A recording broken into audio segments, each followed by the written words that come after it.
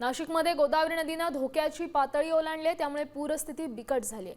पुराच्या पाण्याने वेढा घातलाय, त्यामुळे प्रशासनाकडून सध्या खबरदारीचा उपाय म्हणून चांदोरी आणि सायखेडा गावातून नागरिकांचं तातडीने स्थलांतर सुरू करण्यात आलंय। या दोन्ही गावांमधील नागरिकांना सुरक्षित स्थळी हलवण्यात येत आहे। जिल्हा परिषदेच्या वतीने या पूरग्रस्त नागरिकांसाठी जेवण आणि तात्पुरत्या निवासाची व्यवस्थाही करण्यात आली आहे। दरम्यान याबाबत नाशिकचे जिल्हाधिकारी आयुष प्रसाद यांच्यासोबत बातचीत केली आमचे प्रतिनिधी अभिजित सोनवणे। पाहूया।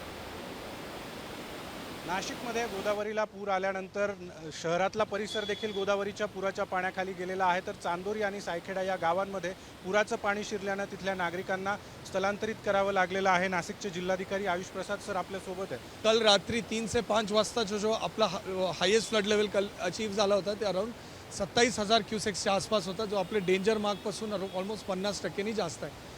या सगळ्या गोष्टी असतानाही कुठल्या प्रकारचा पॅनिक कॉल आला नाही, कुठल्या प्रकारची अडचणी आली नाही। कारण काय होतं की आपण त्याचा अंदाज घेऊन त्याचा ऑलरेडी आपण सिम्युलेट केला होता, पूर्ण नियोजन केलं होतं आणि कुठल्या प्रकारची अडचणी आपण येऊ दिला नाही। लोकांना शिफ्ट केला, दुकानदारांना सांगितलं की आपण आपला सामान काढून घ्या। 6 वाजताचा आपण वॉर्निंग टाईम दिला होता आणि त्याच्यामध्ये फ्लड कंट्रोलची गोष्टी करून ते आपण रात्री 11 वाजेपर्यंत कुठलाही हाय फ्लड लेवल क्रॉस झाला नाही।